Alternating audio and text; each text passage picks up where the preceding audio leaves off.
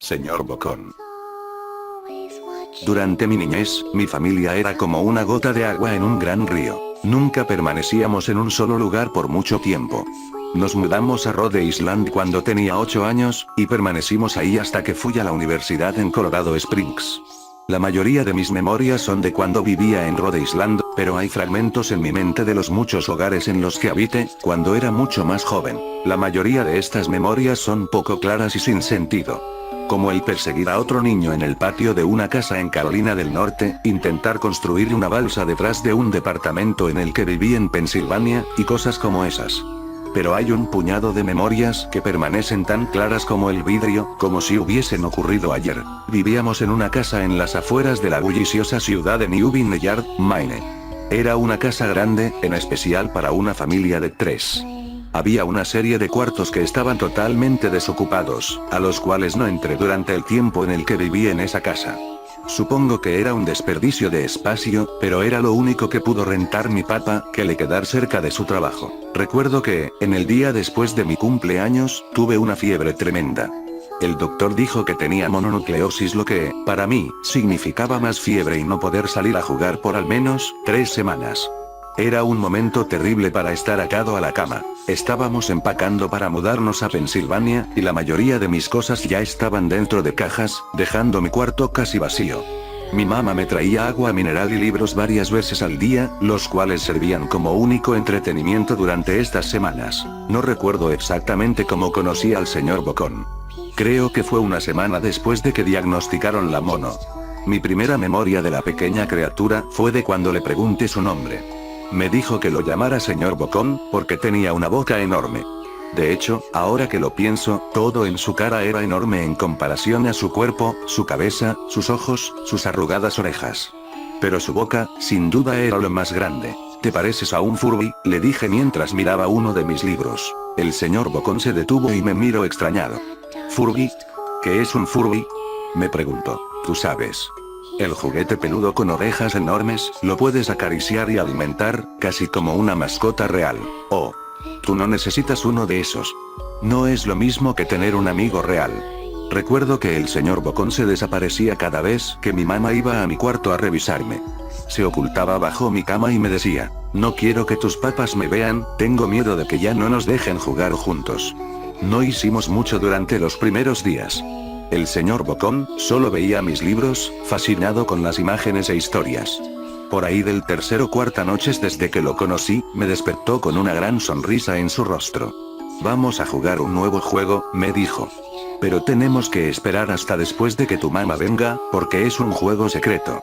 Después de que mi mamá me trajera más libros y refresco, a la hora de siempre, el señor Bocón se deslizó desde debajo de la cama y tomó mi mano. Tenemos que ir al cuarto que está al final del pasillo, me dijo. Me negué al principio, pero el señor Bocón insistió hasta que cedí. El cuarto en cuestión no tenía ni muebles ni tapiz. Lo único que lo distinguía era una ventana del lado opuesto a la puerta. El señor Bocón corrió a través del cuarto, y le dio un firme empujón a la ventana, dejándola un poco abierta. Entonces, él me insistió en que mirara hacia el piso, afuera. Aunque estábamos en el segundo piso de la casa, la caída era más alta debido a que estábamos en una colina. Me gusta jugar a fingir aquí, me explicó el señor Bocón. Finjo que hay un suave y enorme trampolín allá abajo, y brinco. Si lo crees con todas tus fuerzas, vas a ver que rebotas hasta acá arriba, como una pelota. Quiero que lo intentes. Es muy alto, le dije, pero eso es lo divertido. No sería tan divertido si fuera una caída corta. De ser así, mejor si rebotaras en un trampolín real. Recuerdo haber jugado con la idea, dejarme caer en el fresco aire, y rebotar en algo que mis ojos no podían ver. Pero el realista en mí prevaleció. Quizás en otra ocasión, le dije. No sé si tenga tanta imaginación. Podría lastimarme. La cara del señor Bocón se contorsionó con un gruñido, pero solo por un momento. Decepcionado, se metió debajo de mi cama, donde estuvo quieto el resto del día. La mañana siguiente el señor Bocón llegó con una pequeña caja. Quiero enseñarte malabares, me dijo. Aquí hay algunas cosas que puedes usar como práctica, antes de que te dé tu primera lección. Mire la caja. Estaba llena de cuchillos. Mis papás me matarán. Le grité horrificado de que el señor Bocón había traído cuchillos a mi cuarto, objetos que mis papás no me dejarían tocar nunca. El señor Bocón gruñó. Es divertido jugar con esto. Quiero que lo intentes. Aleje la caja de mí. No puedo. Me regeneran. Los cuchillos no son seguros para aventarse. Las cejas del señor Bocón se cerraron, molesto. Tomó la caja con los cuchillos, y se metió debajo de la cama, otra vez durante todo el día. Me empezaba a preguntar qué tan seguido se la pasaba debajo de mí. Desde ese entonces, empecé a tener problemas para dormir. El señor Bocón me despertaba en la noche diciéndome que había puesto un trampolín real debajo la ventana, uno enorme que no podía ver en la oscuridad. Siempre me negué y trataba de volver a dormir, pero el señor Bocón persistía. Algunas veces, se quedaba a mi lado hasta el amanecer, animándome a saltar. Ya no era tan divertido jugar con él. Una mañana, mi mamá fue hacia mi cuarto, y me dijo que tenía permiso de ir a caminar afuera. Pensaba que el aire fresco sería bueno para mí, especialmente después de estar confinado a mi cuarto por tanto tiempo. Con emoción, corrí hacia el patio, esperando poder sentir el sol en mi cara. El señor Bocón me estaba esperando.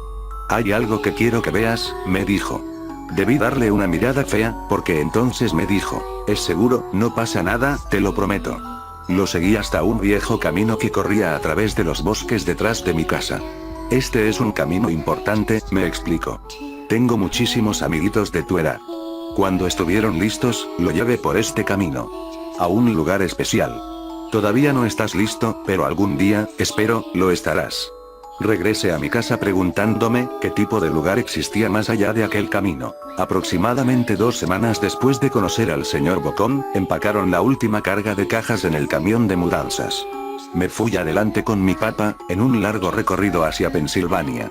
Había considerado en decirle al señor Bocón que me iba, pero aún teniendo 5 años, sospechaba mucho de las intenciones de la criatura, a pesar de lo que me decía. Fue por esta razón que decidí no mencionar nada de mi mudanza. Eran las 4 AM cuando mi papá y yo estábamos en el camión. Mi papá esperaba llegar a Pensilvania para la hora de la comida al día siguiente, con ayuda de una larga dotación de café y bebidas energéticas. Recuerdo que se parecía más a un tipo que estaba a punto de correr una maratón, que un tipo que se la pasaría sentado por un par de días. Muy temprano para ti, ¿verdad? Afirmé con mi cabeza, mientras la ponía en la ventana, esperando dormir un poco antes de que saliera el sol. Sentí la mano de mi papá en mi hombro. Esta será la última mudanza, lo prometo. Sé que es difícil para ti, especialmente estando con esa enfermedad. Una vez que obtenga mi promoción, podremos quedarnos en un solo lugar, y hacer amigos. Cuando el camión comenzó a moverse, vi la silueta del señor Bocón en la ventana de mi cuarto. Parado, inmóvil, se despidió lastimosamente con su mano. No me despedí. Años después, regresé a New Vineyard. El terreno donde se encontraba mi casa estaba vacío, a excepción de los cimientos. Resulta que la casa se quemó algunos años después de que yo y mi familia nos fuimos. Por curiosidad, busqué el camino que el señor Bocón me enseñó, y al encontrarlo, decidí seguirlo. Una parte de mí esperaba que el señor Bocón saltara sobre mí de repente, y me espantara dándome un infarto, pero tenía la sensación de que el señor Bocón ya no se encontraba en ese lugar, como si de alguna manera él estuviese atado a la casa que ya no existe. El camino llevaba a uno de los cementerios de New Vineyard.